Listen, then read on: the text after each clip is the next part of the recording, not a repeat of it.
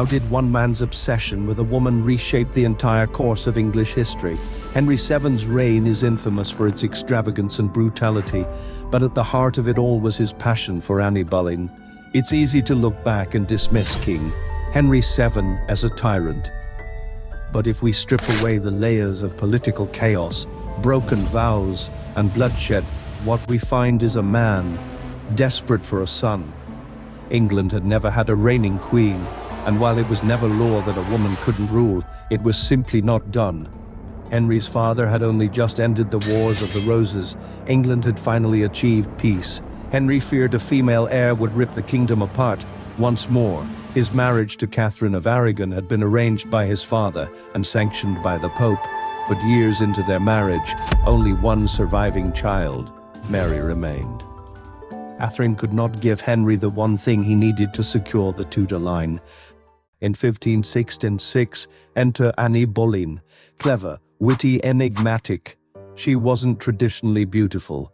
There was something electric about her. She had recently returned from the French court, where she had learned not just fashion and courtly manners, but influence. Anne became one of Catherine's ladies in waiting.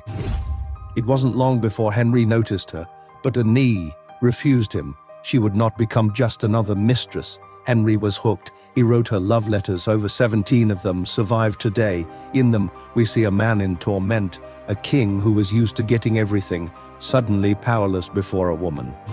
Henry's letter excerpt. And if you give yourself body and heart to me, I will take you for my only mistress, rejecting from thought and affection all others. Save yourself. These letters are more than just romantic flourishes. They reveal Henry's deep emotional turmoil. In one, he speaks of sleepless nights and a heart wounded by longing. Another contains a delicate diamond ring, a symbol of his promises and power. They offer a rare glimpse into the vulnerability of a king known more for tyranny than tenderness. Today, these love letters are preserved in the Vatican Library, relics of a courtship that changed history. Anne's refusal gave her unprecedented power. She was no knave girl, she understood the stakes. And she was ambitious to be queen. That would be her victory. But England was Catholic. Divorce was not just scandalous, it was nearly impossible. The Pope had already declared Henry's marriage to Catherine valid.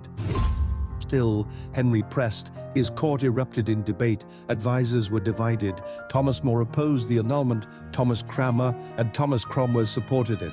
As Henry's obsession deepened, so did the political pressure, and behind the scenes, Anne was no passive player. She pushed Henry, influenced his policies, and filled his ear with promises of sons and a glorious future. The Pope refused to grant the annulment, so Henry made a radical decision. He would sever England's centuries, long tied to the Catholic Church. In 1533, Henry declared himself supreme head of the Church of England. He married Anne in secret. Swoon after Archbishop Cranmer declared his marriage to Catherine invalid and Anne was crowned queen, but the kingdom was in uproar. Many still considered Catherine the rightful queen. Henry's defiance led to excommunication, yet he stood firm and gave birth not to the longed-for son, but to a daughter, Elizabeth. Henry was disappointed, but Anne assured him sons would come, yet after 2 more pregnancies ended in miscarriage and a stillborn son. Henry's patience began to crack. Anne's enemies grew bolder. Her sharp tongue and political ambition had made her many foes at court. Her inability to bear a son gave them their opportunity. Whispers of witchcraft and punishment from God swirled around her. And then came the accusations.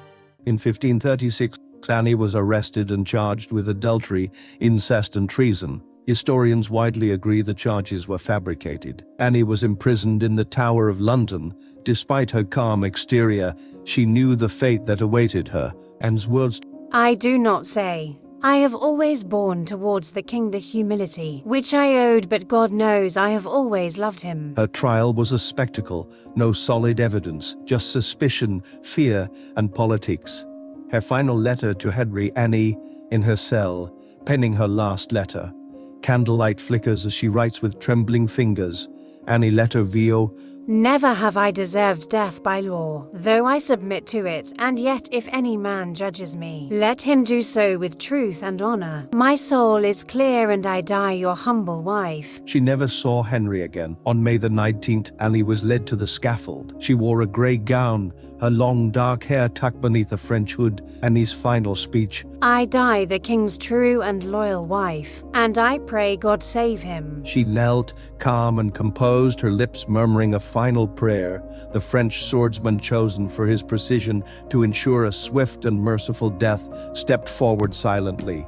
With one fluid motion before the crowd could even draw breath, his blade flashed through the morning air. One swift motion, and Boleyn was dead, but her daughter lived.